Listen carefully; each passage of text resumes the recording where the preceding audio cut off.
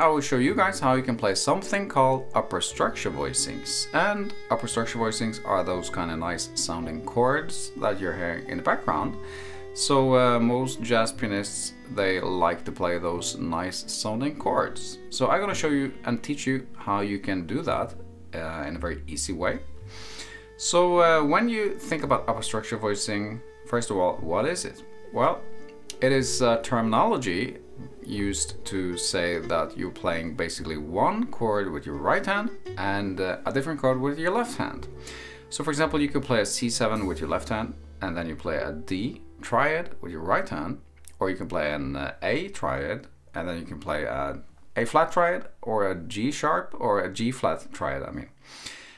So what is it? Well, let's say I want to play a C7 with my left hand, and then I'm thinking of this as a polychord, so I'm playing a D with my right hand now, okay?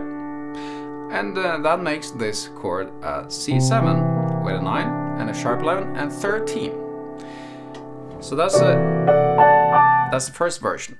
And then the second version is to play the A, like this. So this is still a C with your left hand. And then you have the third and the 13 and the flat 9. And then you can play like this. And then you got the... So this is an A flat chord in second inversion. So then you can play a sharp 9 and a flat 13 and the root.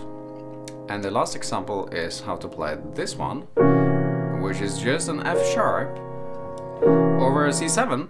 And that is C7. And then you got the flat 9, sharp 11 and 7. Okay? And then when you play minor chords, you can also think of it like, that's the way I think. So when I play, for example, a D minor 7, I think that I'm playing an E minor on top of that D minor 7. So E minor on top of D minor 7, it sounds like this. I got a different tutorial on this on YouTube, so you can check that out as well. And what you also would do when you play together with people, if you have a bass player, can I have some bass on this, please? Thank you. So when you play together with a bass, you're not playing the root as much, so the bass is playing the root, so you don't need to. And what I like to do is to play the so-called A and B voicings. I'm gonna show you the B voicing, which is like this. So this is an A minor 7 now. I'm playing an A minor 7, so that's a 7, 9, 10 and 5, and the bass is playing the root. He is playing in the A. And with your right hand then you can play a G over an A minor 7 like this, and that makes this a 7, 9 and 11. Okay, so that's a very common voicing to play like this. You can do that on the minor chords.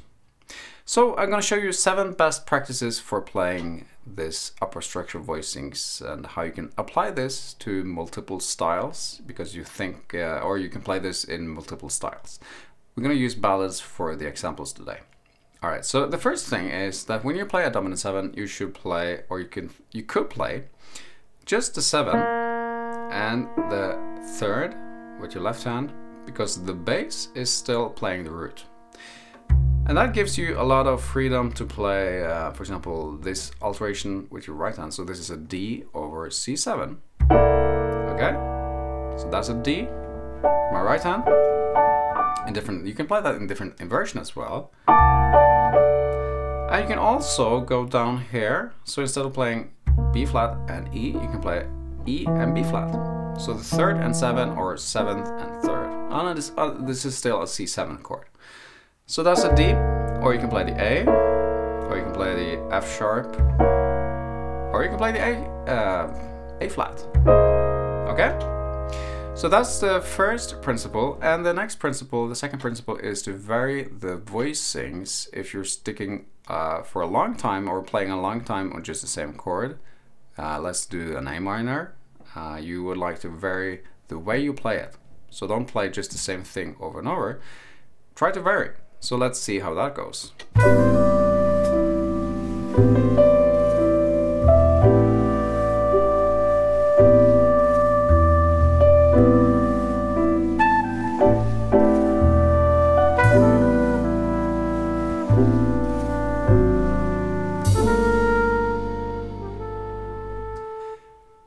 And the next trick, the third thing you could do, is to add some more space between your hands. So if you want to play, let's say you want to play an F sharp 13, then you can play an upper structure voicing like this.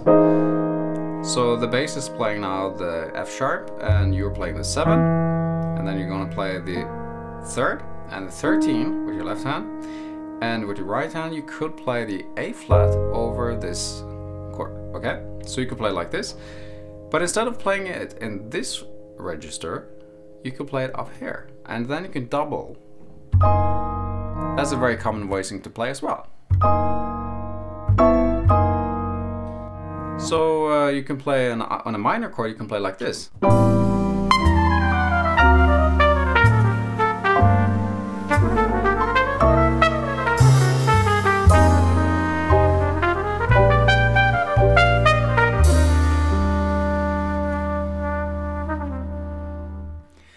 And the next thing, the next trick is to vary the alterations. So let's say you play a melody and you play the same melody twice. Then it's nice to vary the way you play the alterations. So don't play the same alterations every time you go to a dominant 7th chord, for example. So I'm going to show you this example. This is a tune of mine.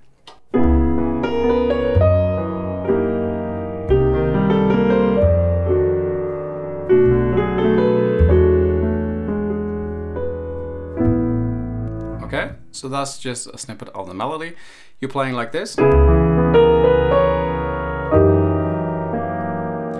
So now I'm playing the F sharp 13 with my left hand, and then I'm playing the E flat chord with my right hand. So this is the E flat triad, because the melody is an E flat, which is the 13th of the scale. So that's the melody, and then you can choose to play with an E flat the first time. That gives this nice sound with a flat 9. Or this is the flat 9 of the F sharp, right? So the G is the flat 9. And then you play that, so the melody continues. But the next time you play the melody, then you choose to play a different alteration.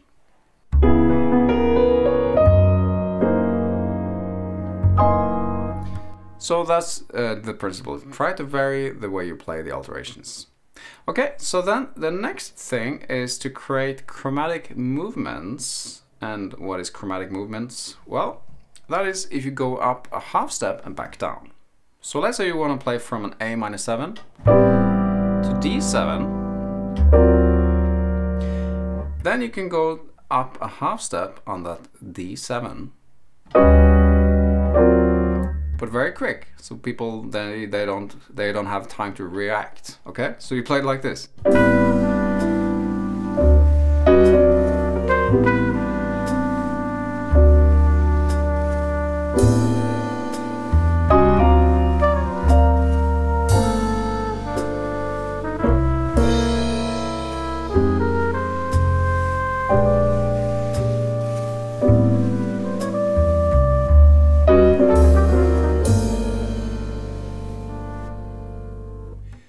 For example.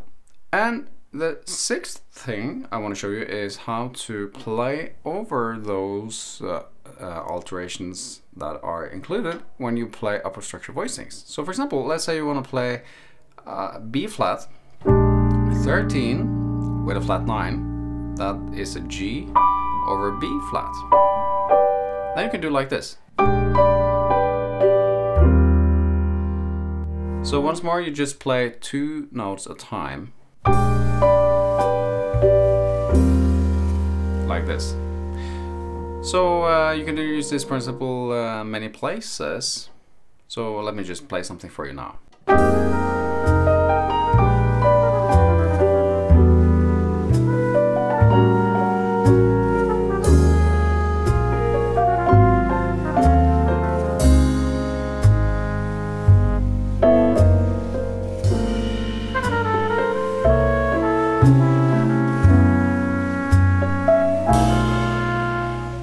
And so on and so forth.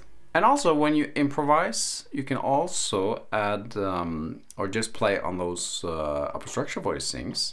So let's say you want to improvise on a tune such as this one.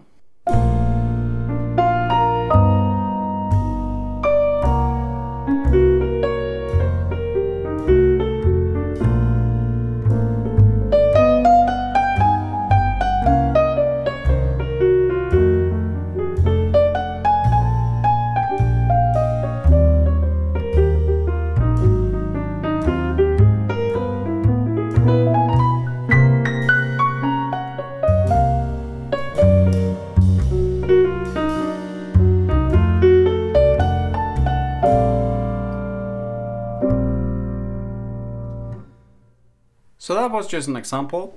I was playing over those upper structure voicings now, mostly when I played the improvisation over that tune. Okay, the last tip I want to give you is that when you play together with people, for example in a quartet, make sure that you don't play upper structure voicings that are clashing with the melody if you're not playing the melody. Alright, so that's it. So let me show you now how you can play upper structure voicings in a quartet in a ballad.